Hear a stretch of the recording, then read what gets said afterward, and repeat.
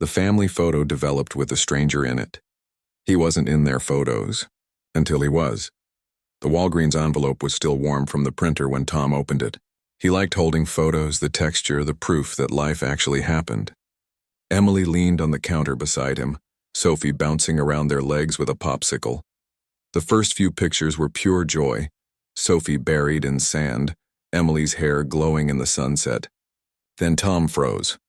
Behind them, standing at the edge of the ocean, was a man, not smiling, not posing, just watching. Sunglasses, gray jacket, pale skin against the bright Florida sun. Who's that? Emily asked. Probably someone walking by. Tom muttered, flipping to the next print. The same man. Closer this time. Another one, closer still. Sophie giggled. He's following us. Emily laughed, uneasy. That's creepy. He's in every picture. Tom's fingers trembled. The last photo was from the pier. Emily holding Sophie, waves crashing behind. The man stood just a few feet away, half blurred by movement. Tom leaned closer, eyes catching on the glint of a silver watch. Same cracked leather strap, same small nick near the dial. It was his watch, the one stolen 3 years ago in Greece. That night, Tom spread the photos across the dining table like evidence. He scanned them one by one, no exposure issues, no glare. Perfect, too perfect. When Emily came out of the bedroom, she frowned. You're still at it? Yeah, he said softly. There's something wrong with these.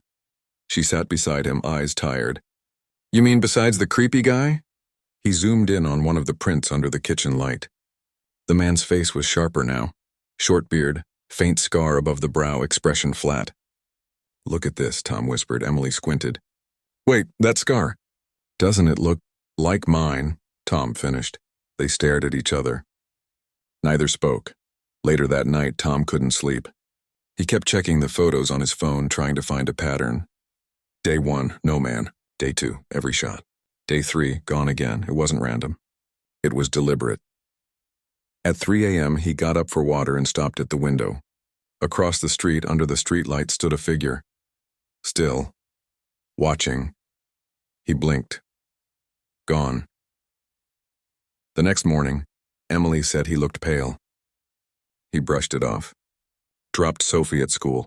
Stopped by Walgreens. The same kid was working behind the counter. Hey, can I ask who developed these photos? Tom asked. The clerk shrugged. We just scan and upload, man. They get processed at the regional lab in Des Moines. Tom nodded, trying to smile. Right, thanks.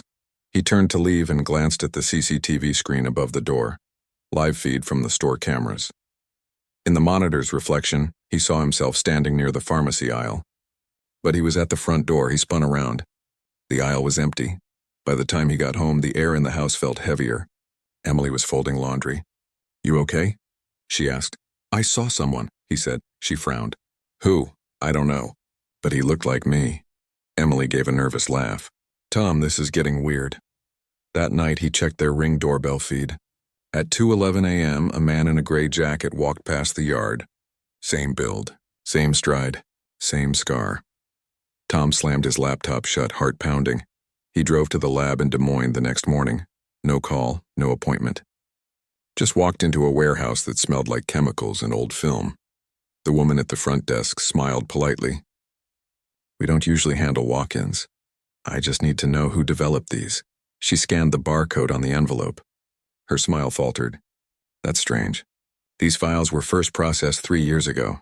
That's impossible. We took them last month. Her fingers hovered over the keyboard. It says here, Athens, Greece. Tom's jaw clenched. He leaned forward. Show me the negatives. She hesitated, then led him to a light table. She spread the strips under the magnifier. Most frames were from the Florida trip. Emily, Sophie, the beach. But the last one wasn't. It was a dim hotel room. And in the mirror's reflection, a man in a gray jacket standing over a sleeping woman. Tom's voice cracked. That's not me, the woman whispered. Sir, this film was developed on April 17, 2020. Tom's chest tightened. That was the night he ended the affair. The one he never told Emily about. The night he left the hotel before sunrise. He stumbled outside, breathing sharp, phone buzzing in his pocket. Unknown number. You left something undeveloped. He looked across the parking lot. A man stood near the street, same jacket, same stance. Watching him, Tom blinked and the man was gone. When he got home, Emily and Sophie were gone too. Suitcases missing. Her wedding ring left on the counter beside a note that just said, "Don't call." Days later, Walgreens texted him, "Your replacement prints are ready." He drove there in silence, picked up the envelope, sat in the car, and opened it slowly. Beach, pier, family, smiles, no man. He exhaled, shaking. Relief tasted like metal. Then he reached the last print. His family again, Emily holding Sophie, both laughing. But this time he wasn't in it. Standing behind them was the man in the gray jacket, smiling faintly, wearing Tom's watch. Tom's grip loosened. The photo slipped onto the seat. His own reflection in the window looked back at him, eyes hollow, scar catching the sunlight. And for a second, he couldn't tell if he was still looking at himself or the man in the picture. Moral: sometimes the past doesn't haunt you. It waits for you to look back. Tom thought guilt fades when you forget the details.